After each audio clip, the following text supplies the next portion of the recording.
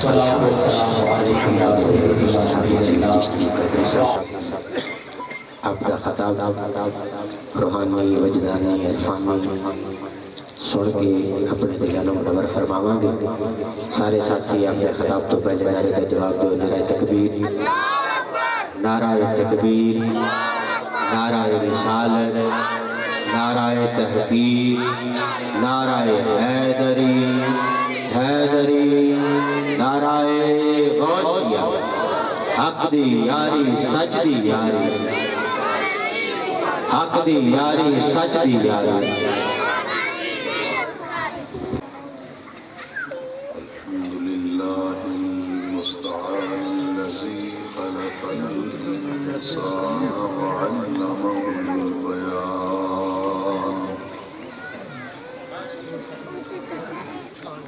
والصلاة والسلام على أفضل الرسل سيد الرسل محمد صلى الله عليه وسلم رسول الإنس والجان وعلى آله وصحبه الذين تصرفوا إنان تحقيقهم إلى إعلاء كلمة الرحمن. أما بعد فأعوذ بالله من الشيطان الرجيم. بسم الله الرحمن الرحيم.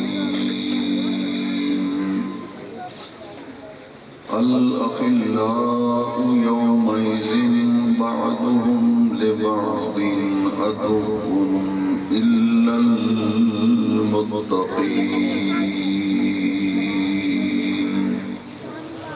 صدق الله مولانا العظيم. إن الله وملائكته يصلون على النبي يا أيها الذين آمنوا صلوا عليه وسلموا تسليما. محبت سے پڑھیے الصلاة والسلام عليك يا سيدي يا رسول الله وعلى آلك وأصحابك يا سيدي يا خاتم النبيين. صدر محفل پیر طریقت صاحبزادہ والا شان قبلہ عالم صاحبزادہ پیر سید طاہر حسین شاہ صاحب بخاری دامت برکاتہ العالیہ، خدام آستان عالیہ پیر بخاری، ایک بڑے عرصے کے بعد دربار عالیہ پر مجھے حاضری کا شرف اور سعادت حاصل ہو رہی ہے.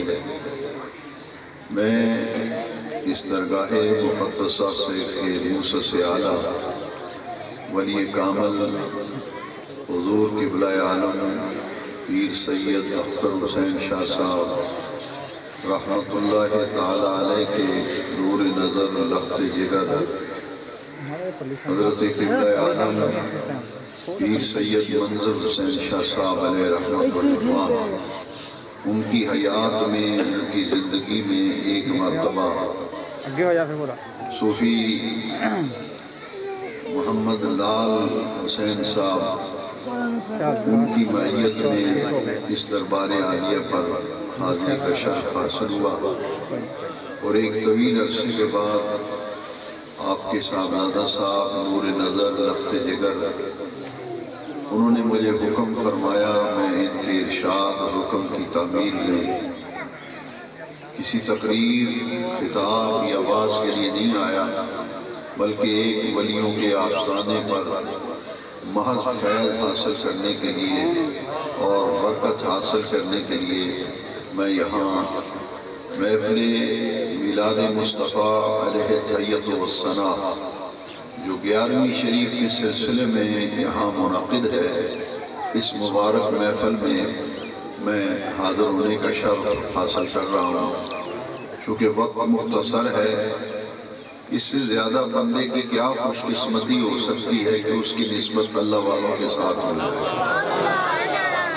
اور یہ صاحبزادہ صاحب بالکل چھوٹی عمر میں تھے جب میں نے ان کی زیارت کی تھی، تو ایک طویل عرصے کے بعد ان کی زیارت کر کے مجھے سکون ملا کہ الحمدللہ بزرگوں کا طریقہ، ان کے نقش قدم پر اور ان کے فیضان کے یہ قاسم ہے، اس آستانہ عالیہ کی یہ رونق ہے، بہار ہے۔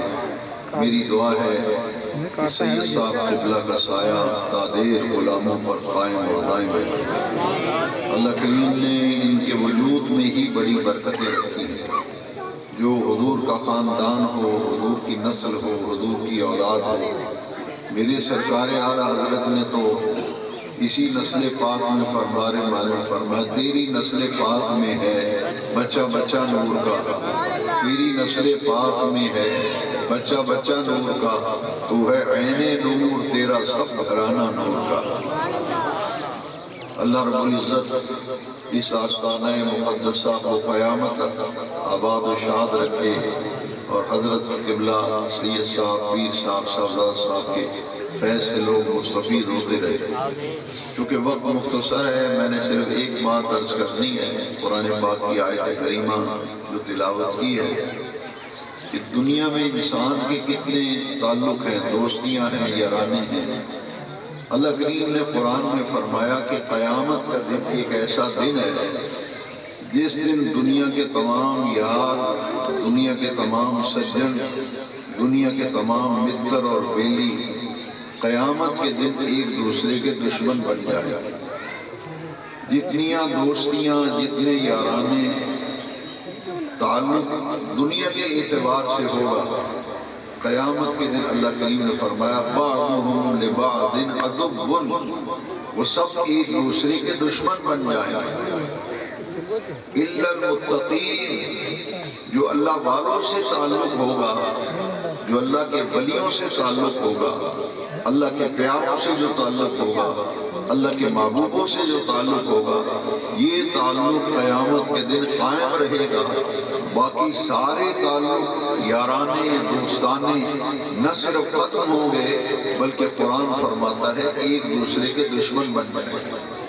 الاخلاء یومئذ بعضهم لبعض عدو، عربی کے اندر یار کو، سجن کو، بیلی کو خلیل کہتے ہیں، اور خلیل کی جمع ہے اخلا۔ اللہ کریم نے فرمایا الاخلاء یومئذ، یومئذ سے مراد قیامت کا دن۔ اللہ کریم نے فرمایا قیامت کے دن دنیا کے تمام دوست اور یار بعضهم لبعض عدو، ایک دوسرے کے دشمن بن جائیں گے۔ الا المتقین، جو اللہ والوں سے، متقین سے تعلق ہوگا، وہ قیامت کے دن بھی قائم اور برقرار رہے گا۔ دنیا میں انسان لوگوں کے لیے کتنے خرچے کرتا ہے، یہ الیکشنوں کے زمانے میں دیکھیں، لوگ پیسہ لگاتے ہیں، گاڑیاں بگاتے ہیں، دن رات ایک کر دیتے ہیں، لیکن وہ جس کی خاطر دوڑیں لگاتے ہیں، جن کی دعوتیں کرتے ہیں، جب وہ ممبر بن جاتے ہیں تو آدمی ووٹ دینے والا جب جاتا ہے تو اسے پہچانتے بھی نہیں۔ جن کی دعوتیں کرتے ہیں، جن کے پیچھے جوتے گھساتے ہیں، گاڑیوں کے پٹرول پھونکتے ہیں، جب وہ ممبر بنے وہ پہچانتا نہیں۔ جن کے لیے دعوتیں کی، زردیں پکائے، بریانیاں پکائیں، قورمے پکائے، اور علاقے کے لوگوں کو جمع کر کے انہیں ووٹ لے کے دیے، وہ جب کسی عہدے اور منصب پر پہنچتے ہیں وہ تو پہچانتے نہیں۔ لیکن قرآن کہتا ہے جن کی لنگر کی دال پکاتے ہو نا، اور جن کی 11ویں شریف دیتے ہو، جن کے عرس کے لنگر میں حصہ دیتے ہو، یہ ایسے لجپال ہیں، یہ قیامت کے دن اس وقت تک جنت میں نہیں جائیں گے جب تک سارے مرید جنت میں نہیں چلے جائیں۔ رسالت، نعرہ تحقیق، نعرہ حیدری، نعرہ غوثیہ۔ ممبر بنتا ہے اس کی لوگ دعوتیں کرتے ہیں جی، اور اس میں شادی حال وہ کراتے ہیں، شادیوں کی طرح کھانے پکاتے ہیں، اور جب وہ کسی کام کے لیے اس کے پاس جاتا ہے تو وہ پہچانتا نہیں، وہ کہتا ہے عجیب بات ہے، ہم نے آپ کی دعوت کی، آپ کے لیے جوتے گھسائے، پٹرول پھونکا، ہم نے جوتے گھسائے آپ کے لیے، آج ہمیں پہچانتے نہیں۔ مگر اللہ کے ولیوں جن کے مزاروں اور آستانوں پہ جاتے ہیں اور جن کے ہاتھوں میں ہاتھ دیتے ہیں، بیعت کرتے ہیں، یہ اتنے لجپال ہیں کہ قیامت کا دن آئے گا، یہ جنت کے دروازے پر کھڑے ہو جائیں گے اور اس وقت تک جنت میں نہیں جائیں گے جب تک آخری چاہنے والا جنت میں نہیں چلا جاتا۔ الخلاء یومئذ بعضهم لبعض عدو الا المتقین۔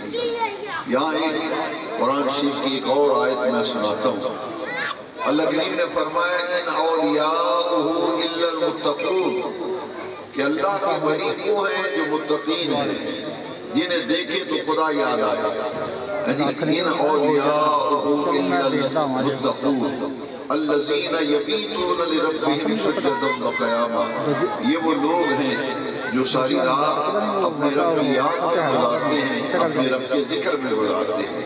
حضرت سیدنا غوث العظم شہنشاہ بغداد، پیران پیر دستگیر غوث الثقلین میرا محی الدین، آپ نے 40 سال عشاء کے وضو سے فجر کی نماز ادا کی۔ الذین یبیتون لربہم سجدا وقیاما، تو یہ اللہ والوں کا مقام ہے۔ میرے غوث پاک شہنشاہ بغداد نے فرمایا کہ میرا مرید مشرق میں ہو اور میں مغرب میں ہوں اور وہ مجھے مدد کے لیے پکارے تو میں مغرب سے مرید کی مدد کے لیے آتا ہوں۔ اور میرے غوث پاک نے فرمایا کہ جو میرے سلسلے قادریہ میں بیعت ہوا اس وقت تک مرے گا نہیں جب تک وہ توبہ نہ کر لے، اور جب توبہ کرے گا تو توبہ کرنے والے کا مقام کیا ہوگا۔ حدیث شریف کے اندر آتا ہے تائب من الذنب کمن لا ذنب لہ، گناہوں سے توبہ کرنے والا ایسے ہے جیسے اس نے گناہ کیے ہی نہیں۔ تو غوث پاک کا ارشاد ہے کہ جو قادری سلسلے میں مرید ہو گیا وہ جنت میں جائے گا، جو بھی قادری سلسلے میں مرید ہوا جنت میں جائے گا۔ لوگوں نے اعتراض کیا کہ اچھا بیعت ہو کہ جو مرضی کرتا پھر بھی جنتی ہے۔ میں نے کہا پہلے یہ تو دیکھو کہ غوث پاک نے فرمایا کیا ہے۔ بیعت ہونے کا یہ فائدہ ہے، مرید ہونے کا یہ فائدہ ہے میرے غوث پاک کے سلسلہ قادریہ میں۔ اس کو تو موت آنی نہیں جب تک وہ توبہ نہ کرے، تو جب بندہ توبہ کر لے تو اس کا ٹھکانہ کہاں ہوگا؟ جنت نہیں ہوگا تو اور کیا ہوگا؟ تو یہ غوث پاک کے مرید ہونے کا یہ تھوڑا فائدہ ہے کہ جو موت سے پہلے اللہ کریم اس کو توبہ کی توفیق دے گا۔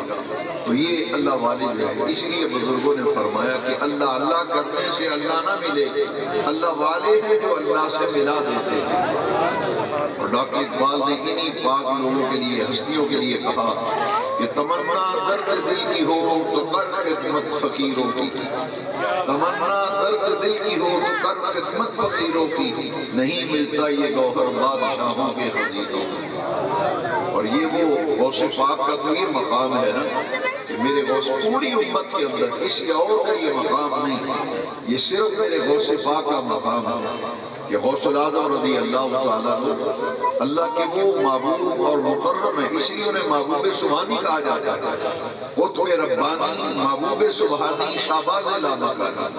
تو محبوب سبحانی کا کیا مطلب ہے کہ پوری امت کے اندر ایک ہی غوث پاک کی ہستی ہے کہ جو اللہ کی بارگاہ میں ہاتھ اٹھا دے تو اللہ تبارک و تعالیٰ ان کے ہاتھوں کو خالی نہیں لوٹاتا۔ اس لیے امام ربانی حضرت مجدد الفسانی نے فرمایا کہ تقدیر دو قسم کی ہے، ایک تقدیر معلق اور ایک تقدیر مبرم۔ قضائے معلق بھی سے کہا گیا، قضائے مبرم بھی کہا گیا۔ تقدیر معلق کا یہ مطلب ہے کہ وہ تقدیر جو دعا کرنے سے بدل جائے، جو صدقہ کرنے سے بدل جائے، جو خیرات کرنے سے بدل جائے، مرشد کامل کی دعا سے بدل جائے، ماں باپ کی دعا سے بدل جائے، وہ تقدیر معلق ہوتی ہے۔ اور تقدیر مبرم جو ہے وہ نہیں بدلتی، تقدیر مبرم نہیں بدلتی۔ حضرت مجدد پاک فرماتے ہیں، سیدنا امام ربانی مجدد الفسانی شیخ احمد فاروقی سرندی رضی اللہ عنہ، نقشبندیوں کے پیشوا، آپ فرماتے ہیں کہ غوث پاک اگر ہاتھ اٹھا کر اللہ کی بارگاہ میں دعا فرمائیں تو ان کی دعا سے اللہ تبارک و تعالیٰ قضاء مبرم کو بھی بدل دیتا ہے، قضاء مبرم کو بھی بدل دیتا ہے۔ اور ڈاکٹر اقبال نے اسی قضاء معلق کی کہا، علامہ اقبال کہتے ہیں کہ نگاہ مرد مومن سے بدل جاتی ہے تقدیریں، نگاہ مرد مومن سے بدل جاتی ہیں تقدیریں، جو ہو ذوق یقین پیدا تو کٹ جاتی ہیں زندگی۔ بندے رب دے دعا کر کے تقدیر بدل دیں دے، بندے رب دے دعا کر کے تقدیر بدل دیں دے، لکھی ہوئی لوح و قلم والی تحریر بدل دیں دے۔ جب بھی اللہ کی بارگاہ میں اللہ کے پیارے ولی اس کے معبود ہاتھ اٹھاتے ہیں، اللہ تعالیٰ ان کے ہاتھوں کو خالی نہیں لوٹاتا، ان کی دعاؤں کو قبول فرما کر اللہ تبارک و تعالیٰ تقدیروں کو بدل دیتا ہے۔ میرے غوث العظم سیدنا عبد القادر جیلانی رضی اللہ کے وہ محبوب ہے۔ دیکھیے ایسا مقام پوری امت کے ولیوں میں سے کسی کو نہیں ملا۔ اور یاد رکھیے کہ حضور کی امت میں پہلے بھی غوث ہوتے رہے، ہر دور میں غوث ہوتے رہے، قیامت تک حضور کی امت میں غوث پیدا ہوتے رہیں گے، لیکن اب غوث اعظم کوئی نہیں ہوگا۔ اس پر اتفاق ہے اہل سنت و جماعت کے عقائد میں، یہ متفق علیہ بات ہے کہ قیامت تک اب کوئی غوث اعظم نہیں ہوگا۔ حضور کی امت میں غوث اعظم ایک ہی ہے، وہ پیران پیر دستگیر محبوب سبحانی سیدنا عبد القادر جیلانی رضی اللہ۔ غوث اعظم یہ منصب اللہ تعالیٰ نے میرے سید عبد القادر جیلانی کے لیے رکھا، اور آپ کا مقام کیا تھا؟ دیکھیے آپ بات فرما رہے تھے بغداد کی جامع مسجد کے منبر پر، آپ بات فرما رہے ہیں، اور پہلی صف میں آپ کا ایک مرید جو سید تھے اور اللہ کے ولی تھے اور غوث پاک کے مرید تھے، ان کا نام تھا سید علی بن حیتی، وہ میرے غوث پاک کے مرید تھے، ولی کامل تھے۔ غوث پاک بات فرما رہے ہیں، درس دے رہے ہیں، پہلی صف کے اندر وہ مرید جو ہے اس کی آنکھ لگی، وہ سو گئے۔ جیسے ہی ان کی آنکھ لگی، میرے غوث پاک شہنشاہ بغداد غوث الثقلین پیران پیر دستگیر میرا محی الدین ممبر سے نیچے اتر کر اپنے مرید کے سامنے ہاتھ باندھ کے کھڑے ہوئے۔ 70,000 کا مجمع تھا، 70,000 لوگ پریشان ہیں کہ پیر کے سامنے مرید ہاتھ باندھ کے کھڑا ہو۔ یہ بات تو سمجھ میں آتی ہے کہ مرید ہے، پیر کے سامنے ہاتھ باندھ کے کھڑا ہے۔ یہاں معاملہ کہ پیر صاحب اور پیر کے پیرانے پیر وہ مرید کے سامنے ہاتھ باندھ کے کھڑے، لوگ حیران ہونے کا ماجرا کیا ہے۔ یہ بات اور راز بعد میں کھلا کہ وہ مرید کے سامنے بظاہر ہاتھ باندھ کے کھڑے تھے، لیکن وہ مرید کے سامنے نہیں کھڑے تھے، معاملہ کچھ اور جتنی دیر وہ مرید سویا رہا، غوث پاک نے بات بند کر دیا اور مرید کے سامنے ہاتھ باندھ کے کھڑے، اور ایک دم مرید کی جماعت کھلی نہ، مرید کی آنکھ کھلی، بیدار ہوا، وہ اپنے پیر کو ہاتھ باندھے کھڑا سامنے دے کر تو ایک دم مرید گھبرا گیا کہ میرا پیر، میرا شیخ، میرا مرشد ہاتھ باندھ کے کھڑا ہے۔ جب گھبرائے تو میرے غوث پاک نے کندھے پہ ہاتھ رکھا اور میں مریدی لا تخف، میرے مرید گھبرا مت، مجھے سچ سچ بتا خواب میں کیا دیکھ رہا۔ سچی سچی دسی خواب اس کی دیکھتا سچ حیران رہ گیا۔ مرید سید علی بن حیتی، وہ خود بھی اللہ کے ولی تھے، فرمایا سچی سچی دس خواب اس کی دیکھتا سچ۔ علی بن حیتی کہتے ہیں میرے نبی پاک نے کرم فرمایا، میری خواب میں سرکار تشریف لائی، میں خواب میں نبی پاک کی زیارت و دیدار کر رہا، 70,000 کا مجمع، اب راز کھل گیا۔ کہ غوث اعظم بظاہر مرید کے سامنے ہاتھ باندھ کے کھڑے ہیں، لیکن راز یہ تھا کہ مرید کے سامنے نہیں کھڑے، وہ تو مرید کی خواب میں چونکہ آقا دو جہاں کی جلوہ کری تھی، وہ تو نبی پاک کے احترام میں ہاتھ باندھ کے فرمایا میں خواب میں حضور کی زیارت کر رہا تھا۔ دیکھیے اس سے ایک بات معلوم کہ مرید خواب میں حضور کی زیارت کر رہا ہے، تو میرے غوث پاک کا یہ مقام ہے کہ وہ جاگتے ہوئے دیکھ رہے ہیں کہ میرے مرید کے خواب میں حضور تشریف لائے۔ خواب مرید کو آیا ہے، پیر دیکھ رہا ہے کہ میرے مرید کے خواب میں حضور تشریف لائے۔ تبھی فرمایا سچ سچ بتا خواب میں کیا دیکھ رہا ہے؟ کہ حضور کی زیارت کر رہا تھا۔ وہ یہ بات کہہ کہ نا مرید چپ ہو گیا۔ دیکھیے اللہ والوں کی نگاہ کہاں تک کام کرتی ہے۔ جب مرید چپ ہو گیا نا میرے غوث فرمایا اگلی گل بھی دس دن نبی پاک نے فرمایا کہ فرمایا اگلی گل بھی دس نا پھر حضور نے فرمایا کہ تو سید علی بن حیتی کہتے ہیں مجھے نبی کریم علیہ السلام نے فرمایا علی بن حیتی عبد القادر دا بوا نہ چھٹی۔ عبد القادر کی چوکھٹ پہ مستحکم رہنا اور ان کے در سے وابستہ رہنا، اور میرے غوث پاک نے مسئلہ حل کر دیا یہ راز کھول کر کہ مرید کے خواب میں حضور تشریف لائے۔ اور نبی پاک فرماتے ہیں دنیا والوں اگر فیض پانا ہے تو کسی ماں قادری ملک کے ہاتھوں میں آگ دے کر اس کی محبت دل میں رکھ کے ساری زندگی اس کی غلامی میں گزارا، ساری زندگی اس کی غلامی میں۔ اسی لیے میری سرکار اعلیٰ حضرت نے فرمایا اس نشانی کے جو سگ ہیں نہیں مارے جاتے، اس نشانی کے جو سگ ہیں نہیں مارے جاتے، میرے گلے میں بھی رہے دور کا ڈورا تھا۔ دوستو اصحاب کہف کا نام سب نے سنا ہے، قرآن شریف کی ایک سورت ہے اس کا نام ہے سورہ کہف، جس میں اصحاب کہف کا واقعہ ہے۔ یہ اللہ کے ولی تھے، اصحاب کہف اللہ کے ولی تھے، اپنا دین ایمان بچا کر ہجرت کر گئے۔ جب ہجرت کر کے گئے تو ایک کتا بھی ان کے پیچھے پیچھے جا رہا ہے، جدھر اللہ کے ولی جاتے ہیں کتا پیچھے پیچھے جاتا ہے۔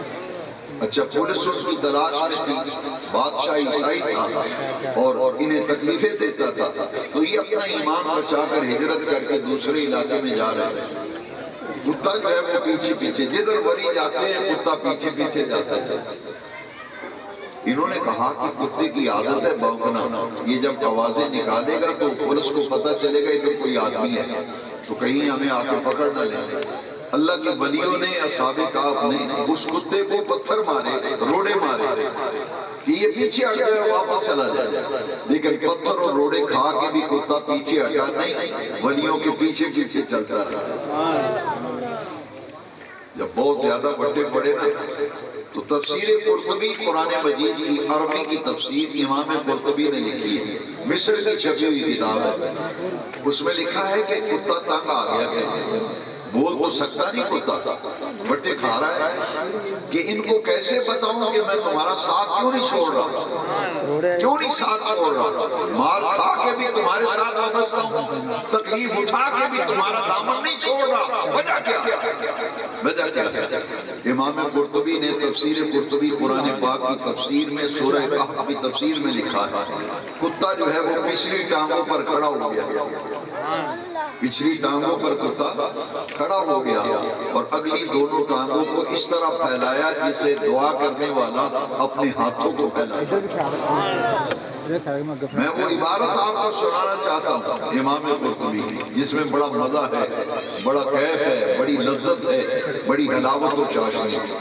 تفسیر قرطبی میں لکھا فَقَامَ الْقَلْبُ عَلَىٰ رِجْلَيْهِ وَرَفَعَ يَدَيْهِ إِلَى السَّمَاءِ كَهَيْئَةِ الدَّاعِي، جس طرح دعا کرنے والا اپنے دونوں ہاتھوں کو پھیلاتا ہے نا، پچھلی ٹانگوں پہ کتا کھڑا ہو گیا اور اگلی دونوں ٹانگوں کو یوں پھیلایا جس طرح دعا کرنے والا اپنے ہاتھوں کو پھیلاتا ہے۔ آسمان کی طرف ٹانگیں یوں پھیلائیں، کتے نے آسمان کو دیکھا اور زبان حال سے کہا باری تعالیٰ اگر میرے منہ میں زبان دی ہے نا، اس میں بولنے کی طاقت بھی دے تاکہ میں ان ولیوں کو بتاؤں کہ پتھر کھا کے، مصیبت اٹھا کے، تکلیف برداشت کر کے بھی تمہارا دامن کیوں نہیں چھوڑ رہا، مجھے بولنے کی طاقت تو دے، میں ولیوں کو بتاؤں کہ اصل معاملہ کیا ہے۔ تفسیر قرطبی میں امام قرطبی نے لکھا اللہ تعالیٰ نے کتے کو بولنے کی طاقت دی اور کتا کلام کرنے لگا، بولنے لگا۔ اصحاب کہف نے انگلیاں منہ میں ڈالی کہ کتا بھی کبھی بولتا ہے، لیکن یہ کتا بولنے لگا اور اس نے بول کے کیا کہا؟ تفسیر قرطبی میں لکھا ہے کتے نے کہا لا تخافوا منی، اللہ کے ولیوں مجھ سے ڈرو نہ، تم ڈرتے ہو کہ میں آوازیں نکالوں گا اور جو تمہاری تلاش میں ہے مجھے پکڑ لیں گے، تو اس لیے ڈرو نہ، خوف نہ کھاؤ۔ لا تخافوا منی، مجھ سے مت ڈرو، میں بھونکنے والا کتا نہیں ہوں۔ اس نے کہا انی احب من احب اللہ، میں اب اللہ کے ولیوں سے پیار کرنے والا ہوں، میں اللہ کے ولیوں سے، اس کے پیاروں سے پیار کرنے والا کتا ہوں۔ تمام مفسرین نے لکھا ہے کہ یہ کتا جو ہے قیامت کے دن بعالم بورا کی شکل میں، انسانی شکل میں اصحاب کہف کا کتا جنت میں جائے گا۔ اصحاب کہف کا کتا جنت میں جائے گا، بعالم بورا کی شکل میں، انسانی شکل میں اللہ اسے جنت میں بھیجے گا۔ کتا کہتا ہے میں اللہ کے ولیوں سے محبت کرنے والا ہوں۔ بھئی کتا تو ناپاک ہے نا، کتا نجس ہے، نجسین ہے، لیکن یہ کتا خود کہتا ہے میں گلیوں میں آوارہ پھرنے والا کتا نہیں ہوں، میرے گلے میں پٹا ہے اللہ کے ولیوں کا، میں اللہ کے ولیوں سے محبت کرنے والا ہوں۔ اب جس راکواں کتا اگر رکھا ہو اس کے گلے میں پٹا ہو تو اس کی طرف کوئی اگر ہاتھ بڑھاتا ہے تو سوچ سمجھ کے بڑھاتا ہے کہ یہ آوارہ کتا نہیں ہے، اس کے خصم ہے، اس کا پٹا ہے اس کے گلے میں۔ تو غوث پاک کی مرید لاوارث تھوڑی ہے، غوث پاک کی غلامی کا پٹا ہمارے گلوں میں ہے، اور میرے غوث پاک نے اللہ کے وہ معبود ہیں کہ اللہ تعالیٰ کی دعا کو کبھی رد فرماتا نہیں۔ اصحاب کہف کا کتا قرآن میں اللہ نے اس کا بار بار ذکر کیا۔ دیکھیں کتا کا قابل ذکر شہر ہے، وہ تو پلید ہے، نجسین ہے، لیکن میں قرآن کی آیت سورہ کہف سے دکھاتا ہوں۔ اللہ کریم نے کتے کا ذکر قرآن میں تکرار کے ساتھ کیا، فرمایا ہم ثلاثۃ ورابعہم قلبہم، اللہ قرآن میں فرماتا ہے کچھ لوگ کہیں گے اور کہتے ہیں کہ اصحاب کہف 3 تھے، چوتھا ان کا کتا تھا، کچھ کہیں گے نہیں 4 تھے، خامسہم قلبہم، 5واں ان کا کتا تھا، کچھ کہیں گے نہیں وہ تو 5 تھے، 6واں ان کا کتا تھا، کچھ کہیں گے نہیں 7 تھے، 8واں ان کا کتا تھا، وثامنہم قلبہم وسادسہم قلبہم وخامسہم قلبہم ورابعہم قلبہم۔ رب نے 4 مرتبہ قرآن میں کہا ان کا کتا، ان کا کتا، ان کا کتا، کیونکہ یہ وہ عام کتا نہیں ہے، یہ تو اللہ کے ولیوں کا کتا ہے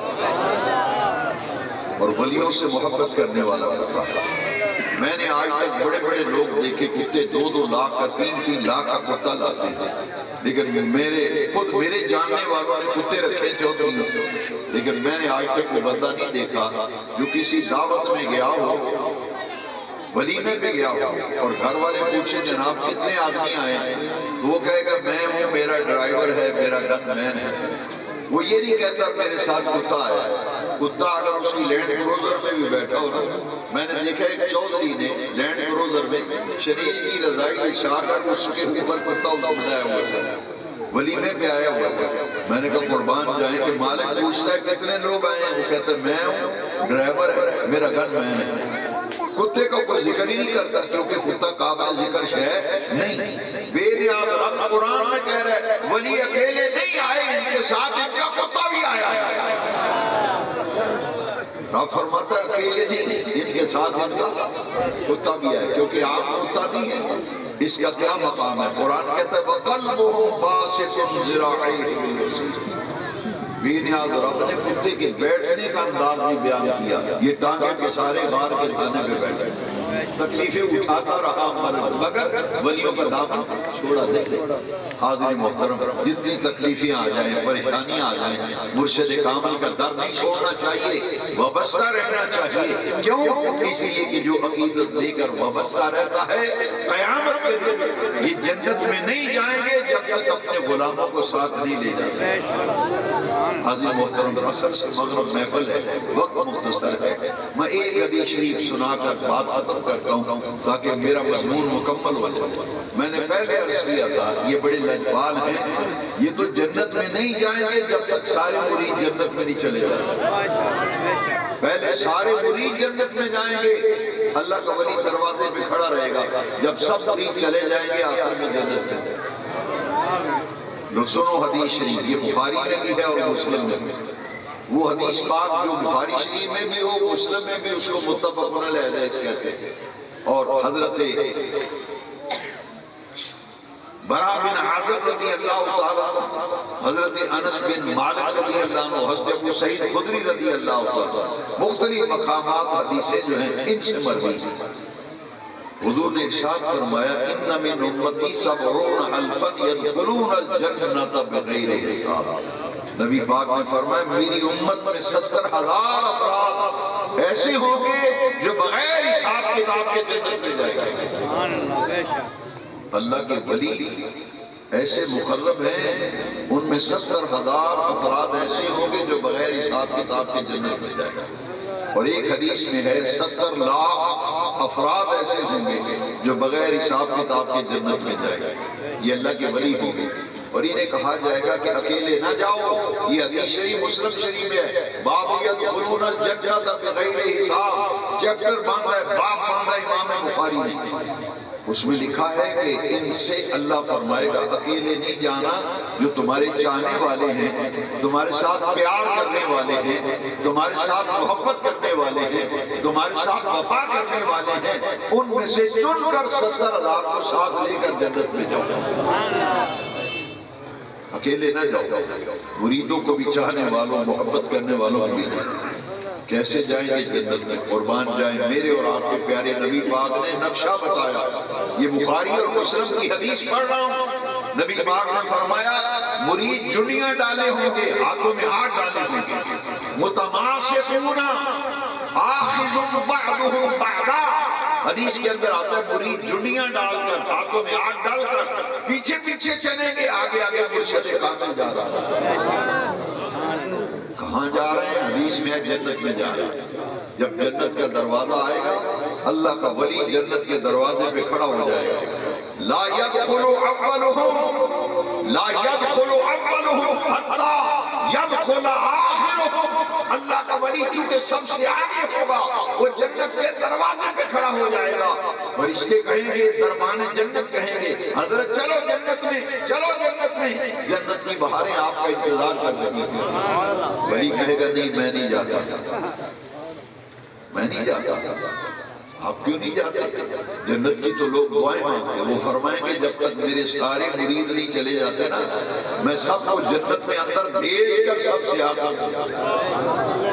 یہ کس نے بتایا؟ نبی پاک نے۔ نبی پاک نے فرمایا لا يدخل اولهم حتى يدخل آخرهم، جب تک آخری چاہنے والا جنت میں نہیں جائے گا، جو سب سے آگے پیر ہے وہ جنت میں نہیں جائے گا۔ سب مرید چلے جائیں گے، سب سے آخر میں جنت میں۔ جب نبی پاک نے یہ فرمایا، آخری بات سنو، حدیث کا آخری لفظ، صحابہ نے کمال کر دی، پوچھا حضور ان کی کوئی نشانی بتائیں۔ وہ جو بغیر حساب کتاب کے جنت میں جائیں گے، اکیلے نہیں جائیں گے، مریدوں کو ساتھ جنت میں پہلے پہنچا کر کے آخر میں جائیں گے، حضور ان کی کوئی نشانی، کوئی عطا پتہ بتائیے۔ حضور نے فرمایا وجوہہم کصورۃ القمر کلیلۃ البدر، قیامت کے دن اللہ کے ولیوں کے چہرے اس طرح چمک رہے ہوں گے جیسے 14ویں رات کا چاند چمک رہا ہے۔ ان کے چہرے دنیا میں بھی چمکتے ہیں، زیارت کرو سادات، دنیا میں بھی چمکتے ہیں، قیامت کے دن بھی چمکیں گے، جنت میں جب جائیں گے تو چہرے 14 رات کی چاند۔ اللہ والوں کی نسبت بڑی ہے، دعا کرو اللہ تعالیٰ ہمیں اپنے پیاروں کی محبت، ان کی سنگت، ان کی معیت نصیب فرمائے۔ ہماری یہ محفل میلاد مصطفیٰ جو 11ویں شریف سلسلے منعقد ہوتی ہے، اللہ قبول فرما کر قبلہ سید صاحب، سجادہ نشین صاحب، پیر صاحب کا سایہ قادر اللہ تبارک و تعالیٰ مریدوں کے سروں پر قائم رکھے، اور اس دربار عالیہ حضرت پیر بخاری رحمت اللہ علیہ کا فیض صبح قیامت تک جاری و ساری رہے۔ واقع اللہ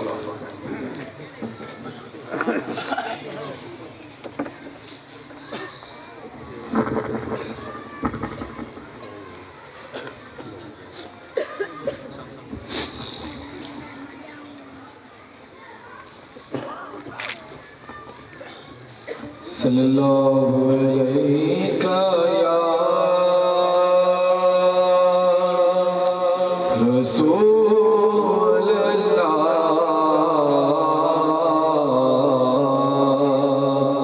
پڑھیے وسلم علیہ یا حبیب اللہ صلی اللہ علیہ یا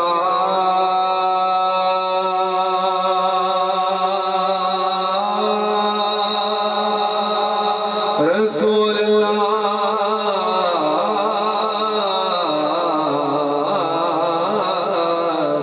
وسلم علیہ یا حبیب اللہ۔ کوئی دنیا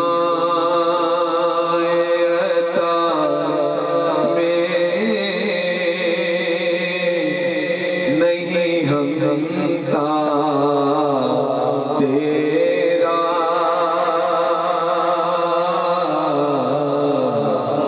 وہ جو حاتم کو میسر نظارہ تیرا، کہیں اٹھے دیکھ کے بخشش میں یہ رتبہ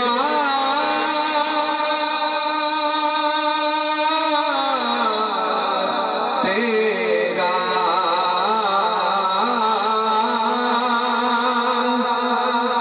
وہاں کیا جو دو قدم ہے شہبت تیرا،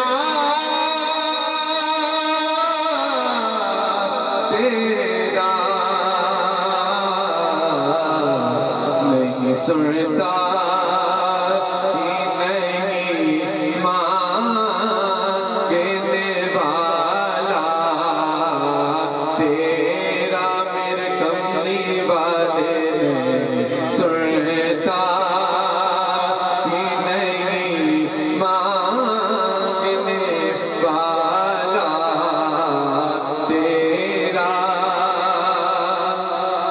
کچھ بشر ہونے کے ناطے تجھے خود سا جانے،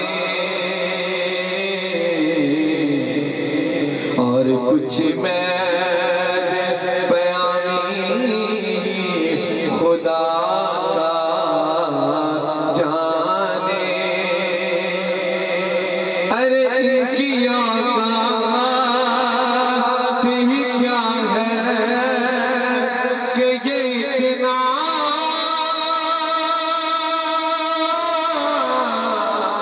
جانے،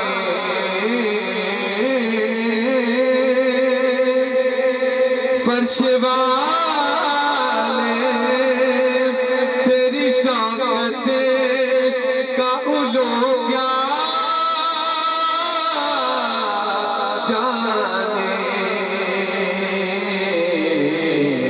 خسروا عرش پہ اڑتا ہے پھریرا تیرا،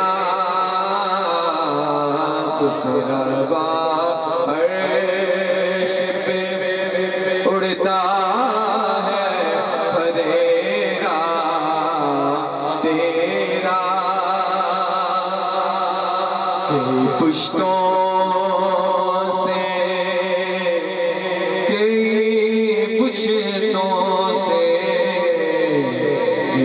رشتوں سے غلامی کا یہ رشتہ ہے